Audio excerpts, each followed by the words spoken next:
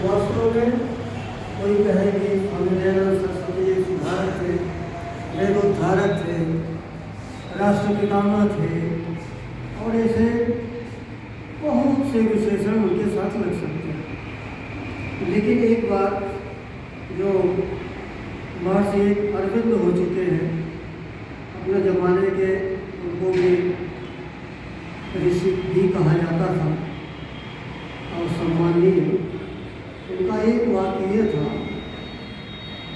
कि महर्षि की महिमा में किसी भी भाषा में कोई ऐसा शब्द दिखता नहीं है कि जो उनके सारे गुणों को व्यक्त कर सके। इसलिए महर्षि का विशेषण यदि कुछ देना है तो दयानंद के अलावा कोई भी शब्द नहीं कहा जा सकता। उन्हें अन्य अन्य विद्वानों ने बहुत प्रकार से देखा है। किसी ने उनको दिव्य दयानंद कहा, किसी ने कल्प पुरुष तक कहा।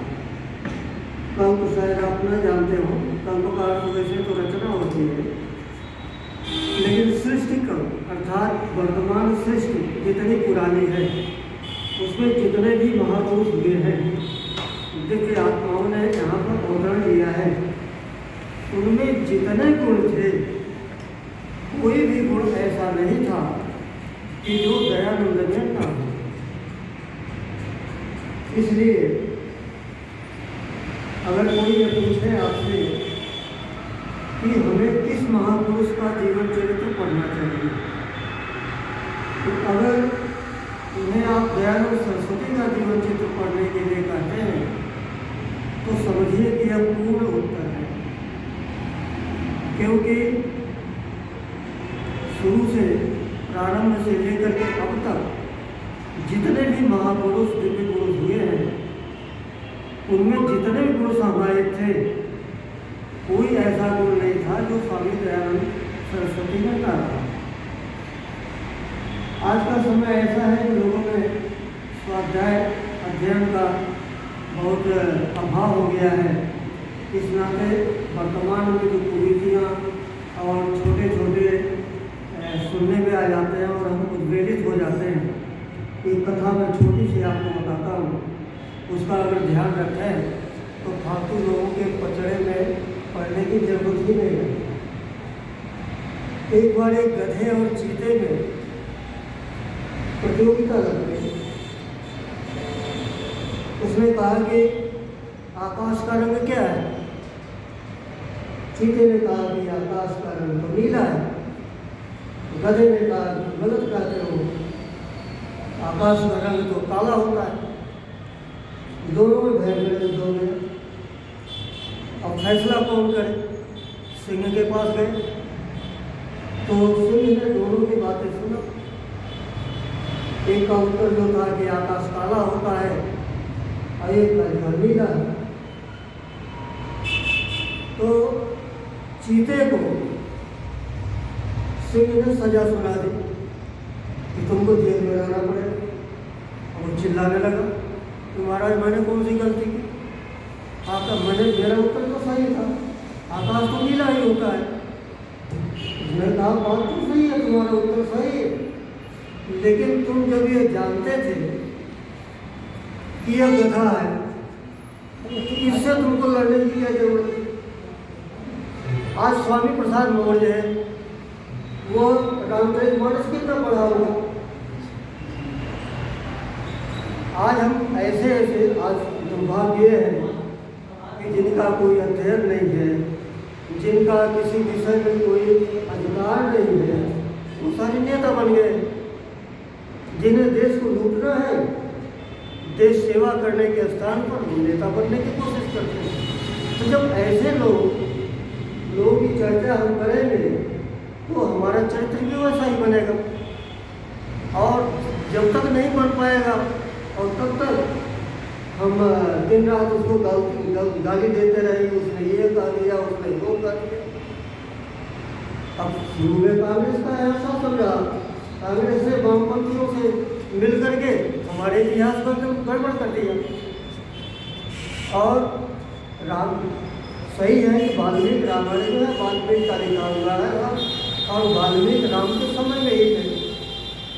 महाभारत व्यास के समय का है, व्यास महाभारत के समय में थे, उनका लिखा हुआ ही प्रामाणिक माना जाएगा। राम के बारे में कोई चर्चा करनी है तो हमें वाल्मीकि का रामायण पढ़ना चाहिए, कृष्ण के बारे में चर्चा करनी है तो महाभारत से जानना चाहिए, सीधी बात है। अब फलाने ये कहता है, फलाने वो कहता है, इससे क्या हमारा जिस तरह से उत्थान की तरफ प्रवृत्ति है उसमें गिरावट है। जब पहले समावर्तन संस्कार होता था तो गुरु का एक अंतिम उपदेश होता था। देखो मैंने तुम्हें आज तक यह पढ़ाया है कि तुम्हें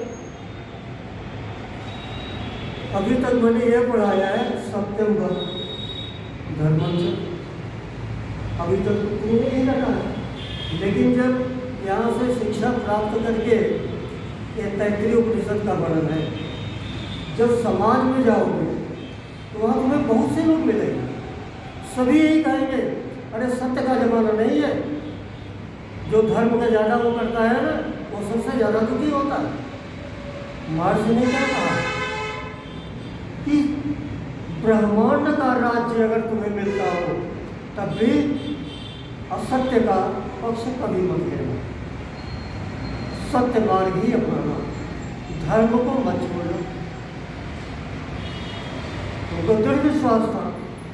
और ऐसे आप सोचिए उनके जीवन चरित्र को जब आप पढ़ेंगे तो प्रारंभ से लेकर के और आप मान लो 45 या 50 साल की उम्र तक में तो उनके सामने तो इतनी घटनाएं आई, उनको मतलब उनके पतन के नीचे गिराने के लिए तमाम षड्यंत्र रचे थे, लेकिन वो वीर योद्धा अभी कहीं नहीं हुआ।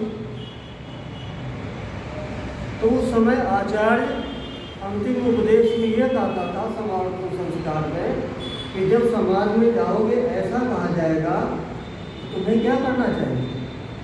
पहला काम यह करना कि अगर मैं सुलभ हूँ तुमसे मिलने के लिए जो समस्या आए, स्वाध्याय मत छोड़ना, क्योंकि स्वाध्याय जब तक सांस है तब तक है। संन्यास लेने के बाद भी सब कुछ त्याग दिया जाता है, लेकिन स्वाध्याय और ब्रह्मयज्ञ ब्रह्मचर्य का पालन करना अनिवार्य होता है, क्योंकि इससे जब हम दूर हो जाते हैं तो फिर तमाम कचड़े में फंसने लगते हैं। फिर उसके बाद मैं अगर सुलभ न हूँ तो देखना कि तुम्हारे परिवार में जो सबसे बड़ा हो, अनुभवी हो और विद्वान हो, अपनी समस्या उससे रखना। अगर वह भी नहीं कर पावे समाधान तो तुम देखना कि तुम्हारे पूर्वजों ने जब ऐसी समस्या आई थी तो उसने इसका समाधान कैसे किया। अब ऐसा करने के लिए क्या करना होगा हमें जो हमारे दिव्य पुरुष महापुरुष पूर्वज हो चुके हैं उनका जीवन चरित्र पढ़ना अनिवार्य हुआ कि नहीं।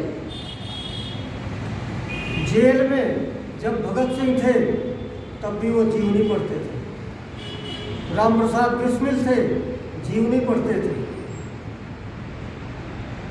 सरकार ने उनको व्यवस्था दी थी कि पढ़ने के लिए तो आप स्वतंत्र हो जाए, जो पढ़े वो उपलब्ध कराया जाता था। हम जो पढ़ते हैं और जो सुनते हैं उसी के अनुसार हम बनते हैं।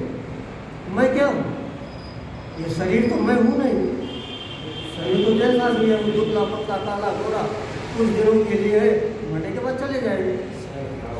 स्वाध्याय जो है वो आत्मा का भोजन है, इसलिए आत्मा तो अजर अमर है, इसलिए हमें बराबर प्रयास जब करना होगा कि इसका उत्थान होता ही रहे तो फिर क्या अनिवार्य होगा, पढ़ना अनिवार्य होगा। महापुरुषों का जीवन चरित्र पढ़ना पड़ेगा, अपने 800 ग्रंथों को पढ़ना पड़ेगा। अनार्स ग्रंथ जो है अगर कम पढ़े लिखे हैं तब जिनको समय कम मिलता है उनके लिए स्वामी जी ने कहा कि अनार्स ग्रंथों का पढ़ना उसी प्रकार है कि जैसे भोजन कितना भी स्वादिष्ट हो लेकिन यदि वो उसमें विष में सम्मिलित है तो वह त्याज्य होता है। लेकिन जब आप 8 ग्रंथों को पढ़ चुके हैं, उदाहरण के रूप में सत्यार्थ प्रकाश, वेदाधिकार भूमिका, संस्कार कृत, यह त्रयी ग्रंथ है महर्षि दयानंद सरस्वती। इन तीनों को पढ़ लेने का मतलब है आपने हजारों ग्रंथ पढ़ लिया। महर्षि दयानंद सरस्वती का जीवन चरित्र आपने पढ़ लिया तो आपने समझा कि आपने सैकड़ों महापुरुषों का जीवन चरित्र पढ़ लिया। इसलिए हमारी सार्वदेशिक सभा ने बहुत पहले ये व्यवस्था दी थी कि साप्ताहिक सत्संगों में 3 का अध्ययन अवश्य कराया जाए। सत्यार्थ प्रकाश यदि खत्म हो जाए, समाप्त हो जाए तो उसके बाद वेदाधिकार शुरू हो। उसके बाद इन दोनों के साथ ये तो जैसा चलता रहे, लेकिन महर्षि का जीवन चरित्र, इन दोनों में तो एक समाप्त हो जाए दूसरा प्रारंभ कर दो, लेकिन महर्षि दयानंद सरस्वती का जीवन चरित्र प्रामाणिक केवल 2 लेखक हैं। एक है लेखराम जिन्होंने अपना जीवन लगा दिया, और एक आर्य समाजी नहीं था बंगाल के देवेंद्रनाथ बंदोपाध्याय। पूरा जीवन उन्होंने महर्षि के जीवन चरित्र को ही ठीक ठाक करने में और ढूंढने में लगा दिया। उनको आर्य समाज से कोई लेना देना नहीं, लेकिन महर्षि का जीवन चरित्र से वो इतने प्रभावित हुए कि इससे बढ़िया जीवन चरित्र तो किसी का है ही नहीं।